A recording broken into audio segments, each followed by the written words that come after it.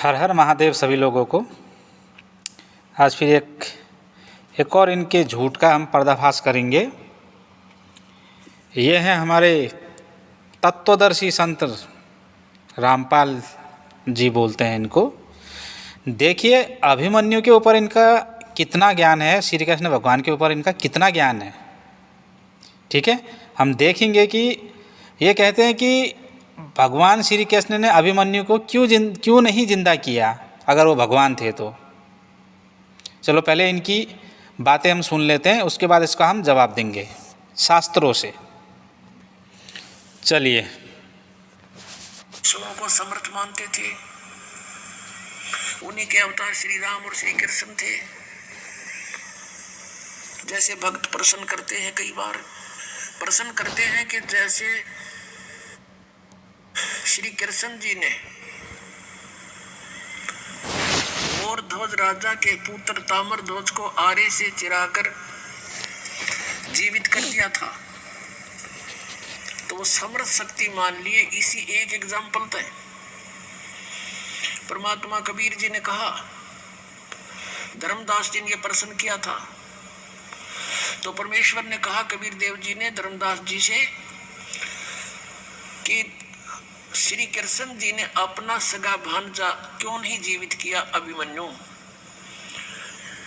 जब वो पहले दिन महाभारत के युद्ध में मारा गया था।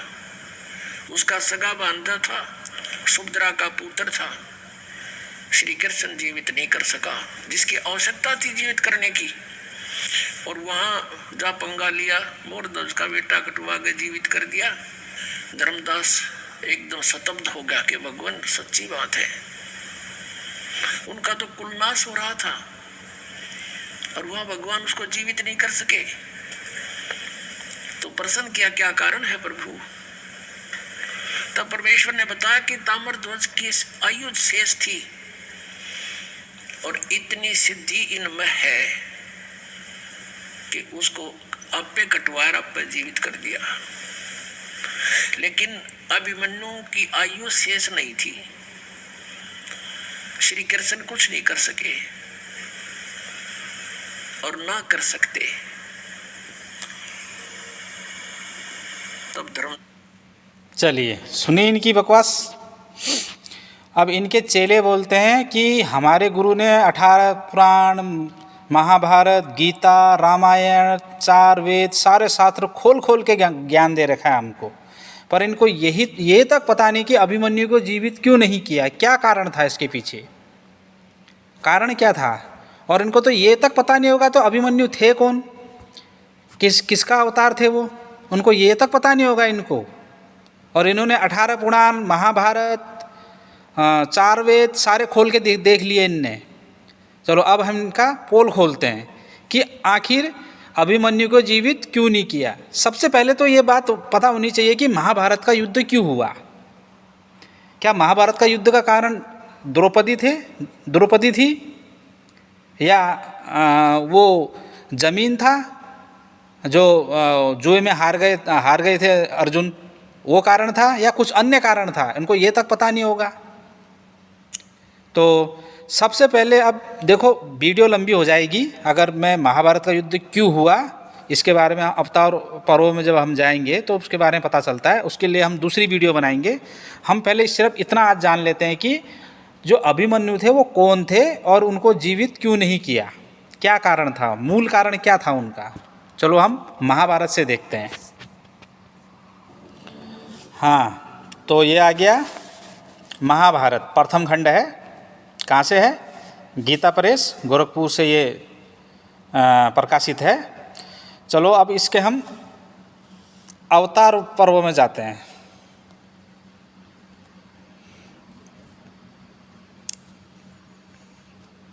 ये अंशा अवतार पर्व है,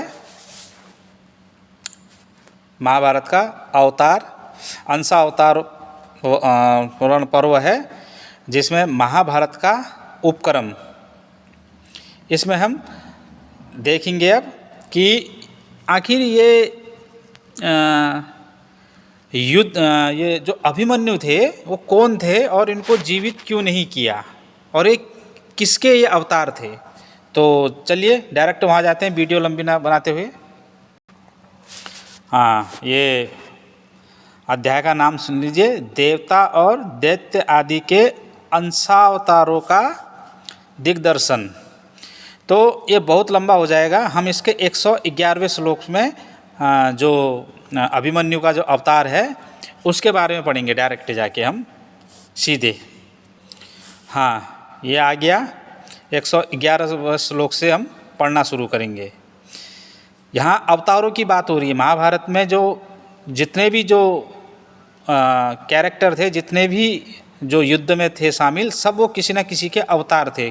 कोई दैत्यों से था, कोई गंधर्वों से था, कोई देवताओं में से था, कोई ऋषि मुनियों में से थे।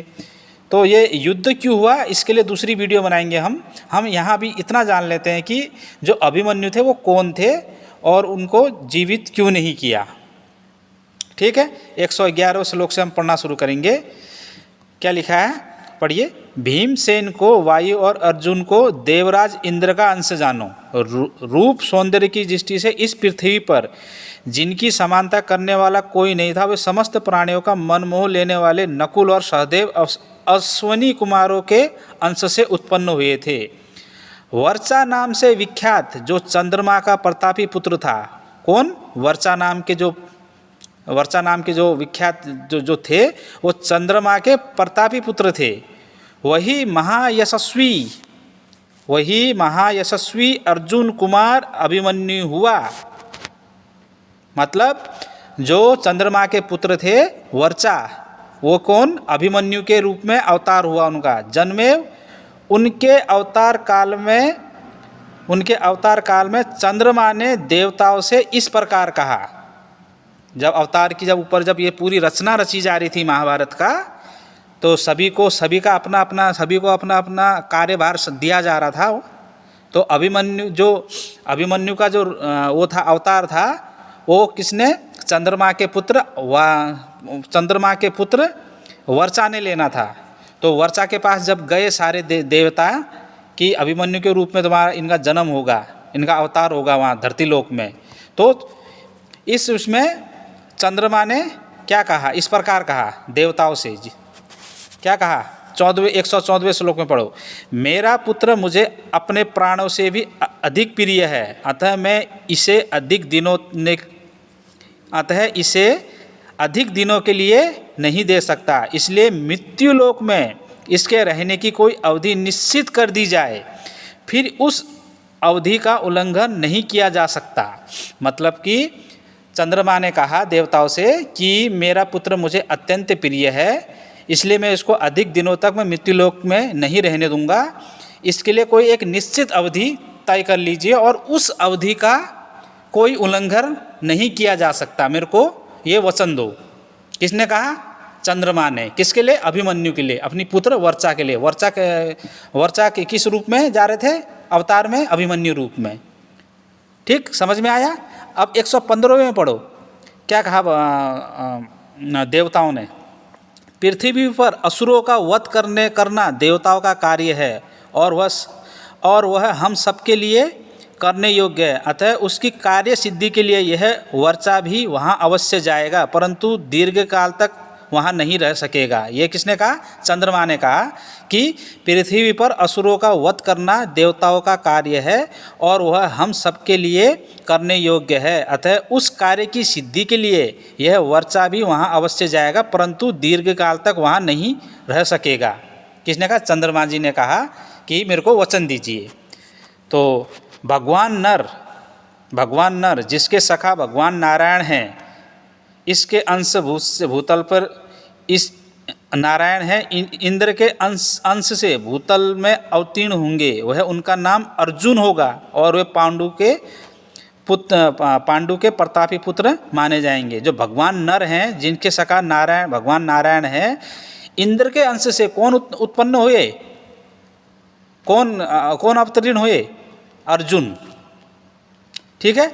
श्रेष्ठ, अब 117वां, श्रेष्ठ देवगण पृथ्वी पर यह वर्चा उन्हीं अर्जुन का पुत्र होगा जो इंद्र के अंश से जो अवतार हुआ था अर्जुन का पृथ्वी लोक पे। उन्हीं के पुत्र कौन होगा? उनके पुत्र कौन होगा? वर्चा, जो अभिमन्यु के रूप में अवतरित होंगे पृथ्वी पर। वह वर्चा उन्हीं का अर्जुन का पुत्र होगा, जो बाल्यावस्था में ही महारथी माना जाएगा। जन्म लेने के बाद 16 वर्ष की अवस्था तक यह वहाँ रहेगा। मतलब कि 16 वर्ष की आयु चंद्रमा ने तय कर दी उनकी कि 16 वर्ष तक ही रहेगा मेरा पुत्र, उससे ज़्यादा नहीं रहेगा। हाँ, इसके 16 वर्ष में वह महाभारत का युद्ध होगा। इसके 16 वर्ष में वह महाभारत का युद्ध होगा, जिसमें आप लोगों के अंश से उत्पन्न हुए वीर पुरुष शत्रु वीरों का संहार करने वाला अद्भुत पराक्रम दिखाएंगे। वो अपना पराक्रम दिखाएंगे। वो युद्ध की पहले वहाँ घोषणा हो गई है कि 16वें वर्ष में युद्ध होगा। ये सब ऊपर अभी जो ये देवता लोक में ये पूरी वो चल रही है। हाँ, फिर 119-120 में पढ़िए, देवताओं एक दिन जब, अब ये चंद्रमा कह रहे हैं, देवताओं एक दिन जब कि उस युद्ध में नर और नारायण, अर्जुन और श्री कृष्ण, नर कौन? नर का अवतार कौन? अर्जुन, और नारायण के अवतार कौन? श्री कृष्ण, उपस्थित ना रहेंगे। जब वो उपस्थित ना रहेंगे उस युद्ध में, उस समय शत्रु पक्ष के लोग चक्रव्यूह की रचना करके आप लोगों के साथ युद्ध करेंगे। उस युद्ध में मेरा यह पुत्र समस्त शत्रु सैनिकों को युद्ध में मार भगाएगा, और बालक होने पर भी उस अभेद व्यूह में घुसकर निर्भय विचरण करेगा। मतलब कि उस दिन वो युद्ध करेगा जब आपकी अनुस्मृति रहेगी। किसकी? नर और नारायण, अर्जुन और श्री कृष्ण की। अब 121 से लेकर 125वें श्लोक में पढ़िए क्या कहा, तथा बड़े बड़े महारथी वीरों का संहार कर डालेगा। ये चंद्रमा कह रहे हैं अपने पुत्र वर्चा के लिए, जो अभिमन्यु रूप में अवतरित होंगे। आधे दिन में महाबाहु अभिमन्यु समस्त शत्रुओं के 1/4 भाग को यमलोक पहुंचा देगा। तदंतर बहुत से महारथी एक साथ ही उस पर टूट पड़ेंगे, और वह महाबाहु उस सब का सामना करते हुए संध्या होते होते पुनः मुझसे आ मिलेगा। मतलब कि वो संध्या होते होते उस दिन वो भी मारा जाएगा और मेरे से मिल जाएगा। वह एक ही वंश पर्वतक वीर पुत्र को जन्म देगा, एक वीर पुत्र को जन्म देगा, जो नष्ट हुए भरत कुल को पुनः धारण करेगा। जो भरत कुल को पुनः धारण करेगा, एक ही पुत्र होगा उसका। सोम का यह वचन सुनकर समस्त देवताओं ने तथास्तु कहकर उनकी बात मान ली, और सबने चंद्रमा का पूजन किया। राजा जन्मे, इस प्रकार मैंने तुम्हारे पिता के और पिता की जन्म की रहस्य बताया है। समझ में आया कि क्या कहा कि सोम का यह वचन सुनकर, मतलब चंद्रमा का यह वचन सुनकर समस्त देवताओं ने तथास्तु कहा, उनकी बात मान ली, चंद्रमा की बात। ठीक है कि ज़्यादा दीर्घ काल तक अभिमन्यु जो आपका पुत्र वर्चा है वो मृत्युलोक में नहीं रहेगा। उसकी आपने जो समय निर्धारित कर रखा है उसको हम मानते हैं, उसको वचन हम निभाएंगे।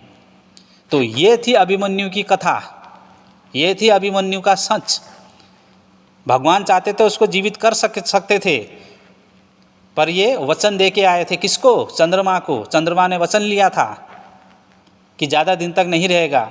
और जितने भी ये मारे गए थे युद्ध में, सब ये देवताओं के अवतार थे, ये लीला करने आए थे। मैं दूसरे वीडियो बनाऊंगा कि महाभारत का युद्ध क्यों हुआ, किस लिए हुआ, और जो मारे गए, जितने भी मारे गए योद्धा ये कौन थे, सबके बारे में वीडियो बनाऊंगा। तुम्हारी पोल हर एक वीडियो में खोलूंगा।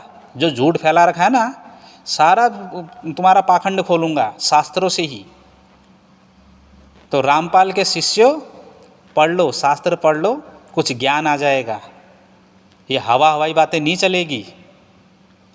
भगवान सामर्थ्य थे, वहाँ भगवान सामर्थ्य थे, पर चंद्रमा ने वचन लिया था कि मेरा पुत्र वर्चा जो अभिमन्यु के रूप में अवतरण होंगे मृत्युलोक में, वो ज़्यादा दिन तक नहीं रहेंगे वहाँ, वचन दो मेरे को। तो किधर खोल दिए आपके तत्वदर्शी संत ने? 18 पुराण, महाभारत, गीता, 4 वेद, उपनिषद कहाँ खोले हैं इनने? किधर दिखाया तुमको? कभी दिखाया? नहीं दिखाया।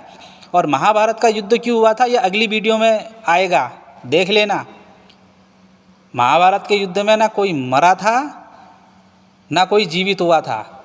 महाभारत का युद्ध एक माया थी, वो हम लोगों के लिए माया थी। वो शत्रुओं का संहार करने के लिए, जो राक्षस कुल के लोग थे ना, उनका संहार करने के लिए वो युद्ध हुआ था। हम जैसे मानव की रक्षा के लिए वो युद्ध हुआ था। भगवान श्री कृष्ण ने कहा ना, यदा यदा ही धर्मस्य, कि जब जब धर्म की हानि होगी मैं अवतार लूँगा, तो यही वो अवतार था। अगली वीडियो में आपको ये मिलेगा। आज के लिए इतना ही, वीडियो ज़्यादा लंबी हो जाएगी। तो सनातनी भाइयों, आप लोगों ने आज देखा कि रामपाल जी जो हैं ये कितना झूठ बोलते हैं, कितना पाखंड फैलाते हैं, कितना है वो ये लोगों को भ्रमित करते हैं। इन्होंने कोई शास्त्र नहीं पढ़े हैं, इन्होंने कभी कोई शास्त्र नहीं पढ़े हैं। उनने बस 2-4 मंत्र वेदों के पढ़ लिए, 2-4 पैराग्राफ हमारे 2-4 श्लोक हमारे ये पुराणों के पढ़ लिए। इनने 18 महापुराण खोल के दिखा दिए।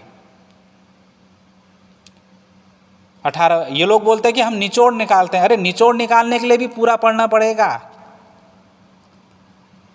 तब जाके निचोड़ निकलेगा। ठीक, तो आज हमने जाना कि अभिमन्यु को जीवित क्यों नहीं किया, क्या कारण था, और अभिमन्यु कौन थे और किसके पुत्र थे। तो आज के लिए इतना ही। सभी को हर हर महादेव, जय श्री राम। इसको शेयर कर देना ताकि ये रामपालियों तक पहुंच जाए, उनको भी सच्चाई का पता चले।